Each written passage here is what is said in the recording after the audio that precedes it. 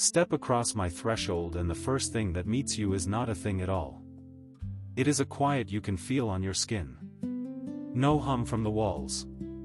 No little green and red lights breathing in the dark corners. No blue glow pulsing against the ceiling from the next room. You stand in my front room at 7 in the evening and your ears keep reaching for a sound that never comes, the way your tongue keeps going to the gap where a tooth used to be. Something is missing here, and your body notices it before your mind can name it.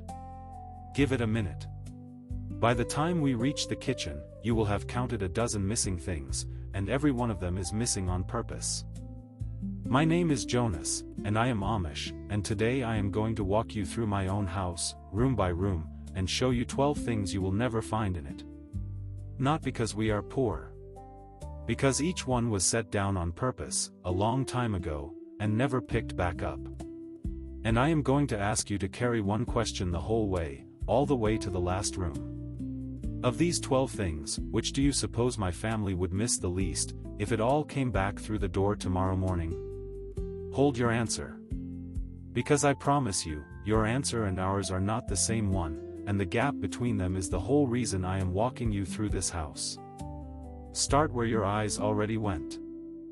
That wall in your own front room, the big dark one that everything else in the room is aimed at, the couch bent toward it like sunflowers. There is no such wall here. No television, and no glowing face for the chairs to worship.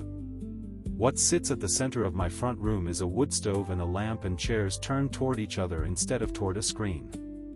In the evening a person reads aloud, or the young ones do their figures at the table, or we simply talk, and the talk goes slow because nothing is interrupting it. I will tell you the honest reason we set the screen down, and it is not that we think you are wicked for having one. It is that we watched it eat the evening. It asks for 1 hour and takes 4, and it gives the hour back empty. So we never let it in the door. Remember I said that, about the evening. You will want it later. Run your hand along my wall now, the plaster one. Cool, a little uneven, nothing behind it. No wires threaded through the studs, no outlets, no switches, no panel humming in the cellar. We are off the public grid, and I know that is the part that sounds hardest to you, so here is the plain reason, and it is not superstition. My people looked a long time ago at what a wire coming into the house drags in behind it. Not the light. The light is fine. It is everything the wire connects you to, the whole outside world pouring in through 100 little machines, each one asking for your attention and your money. So the line was drawn at the property edge, on purpose, to keep the household its own small kingdom. What we have instead is oil lamps, and the light they throw is warm and small and pooled, so you gather under it. A house lit by lamps pulls people together into the same room. A house lit from every wall lets everybody scatter to a corner alone.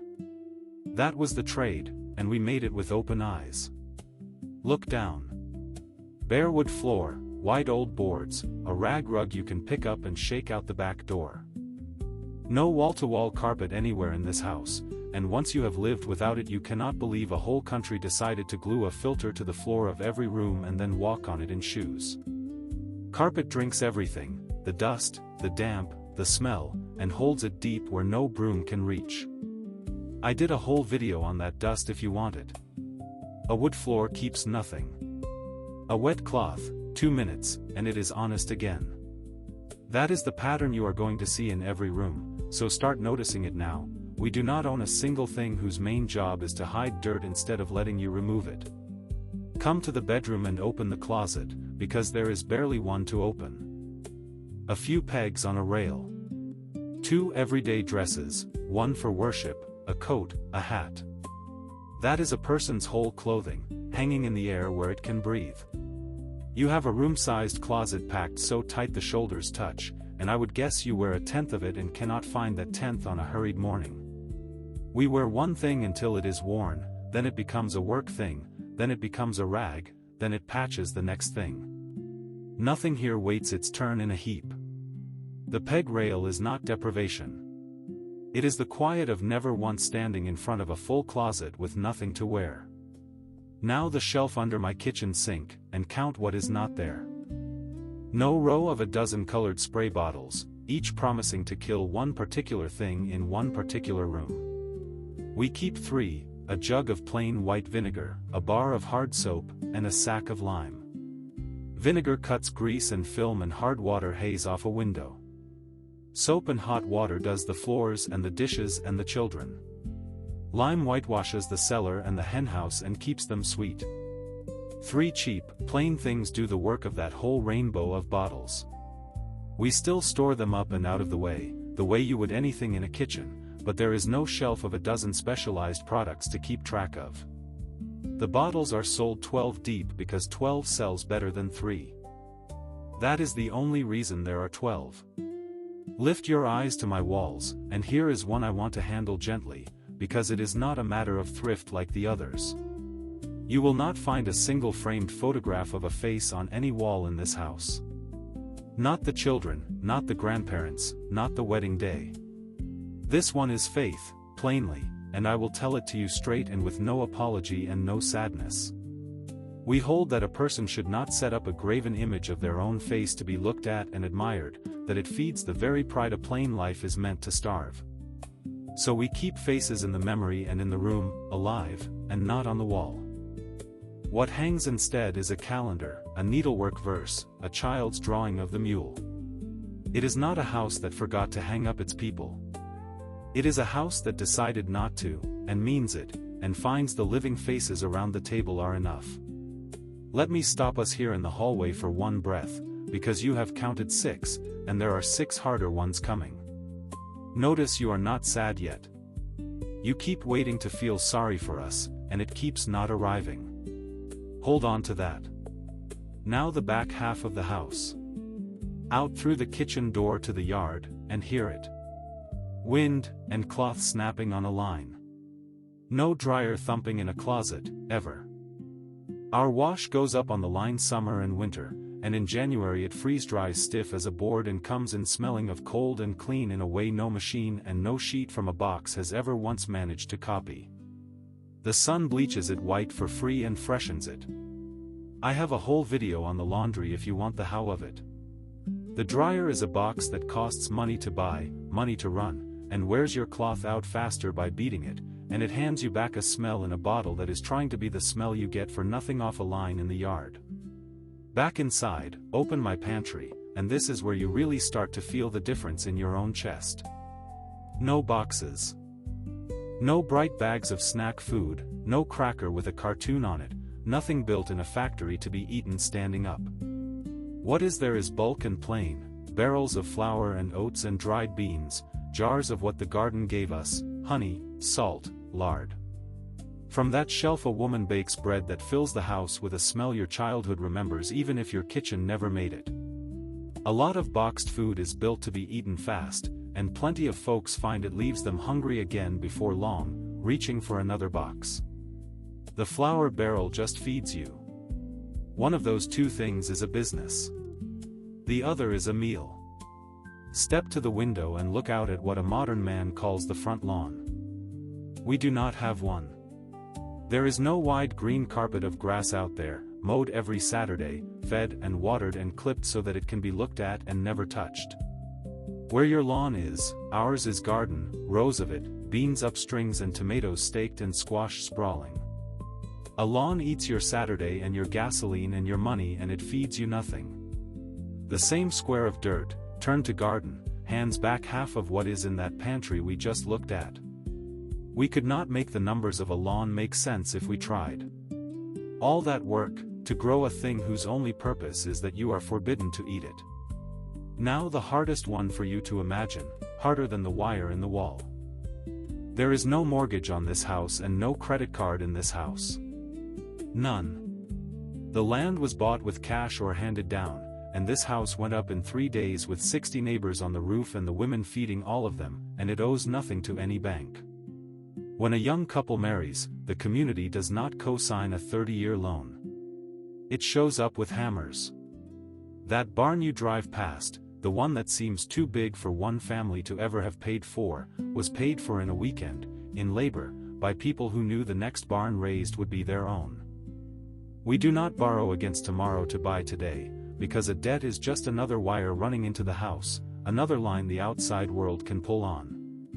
Owing no one is the deepest quiet in this whole place, and it is the one I most wish I could hand you through the screen. 2 left, and they are small, and you will feel them the most. Pull open any drawer in my kitchen. There is no junk drawer. No nest of dead cords and strange chargers and little black boxes for machines you no longer own, no keys to forgotten locks, no batteries that may or may not be dead. A drawer here holds spoons, or string, or seed packets, and every single thing in it has a name and a job. And that is really the 12th thing, the one that contains all the others. There is no clutter. Nowhere in this house is there a pile, a heap, a corner where things go to be dealt with later and never are. You will not find a bathroom scale to stand on and feel bad, and you will not find a trash can that fills to the brim every single week and has to be dragged out to the curb, because a house that buys almost no boxes and no bags and no wrapped things simply does not make that much to throw away. Our whole family fills less in a month than yours sets at the curb on a Tuesday. When you buy little that comes in a package, the garbage was never yours to begin with. So there are your 12, and now I owe you the answer to the question I asked at the door. Which of all these would my family miss the least, if it all came flooding back tomorrow? You have been building your own answer this whole walk, and I would wager you landed on the wire in the wall, or the money in the bank, something big and hard that you cannot picture living without. Here is ours, and it is the very first one, the one you would fight me hardest to keep. It is the television. My family says, without a pause, that the glowing wall is the one thing they would not take back if you paid them, and the reason is the thing I told you to hold at the very start. It gave us back the evening. Every other thing on this list took work off our hands. That one gave us our own hours off its own hands, the long slow evenings of reading aloud and figures at the table and talk that goes nowhere and lasts for hours. You would fight to your last breath to keep the one thing my family is gladdest to have never let in the door. Sit with that tonight, in the blue light, and ask which one of us the screen is actually working for. So here is what I would ask of you. Do not sell your house and buy a mule. Just pick one. Walk your own rooms tonight and find the single thing on this list that is quietly costing you the most, and set it down for 1 week. My guess is you already know which one it is. Come tell me in the comments what you picked and what the week was like, because I read every one. And tell me this too, the thing I am truly curious about: what is the one modern thing in your home you are certain you could never give up? Name it. I want to see if it is the same one my family is gladdest to be rid of. Next time I am going to take you all the way down into the cellar and show you how a family ate through a whole winter with no refrigerator running, and why a root cellar kept food through the cold months long before there was a machine in the kitchen. Until then, walk your rooms slow, and count what is missing. The old ways still work.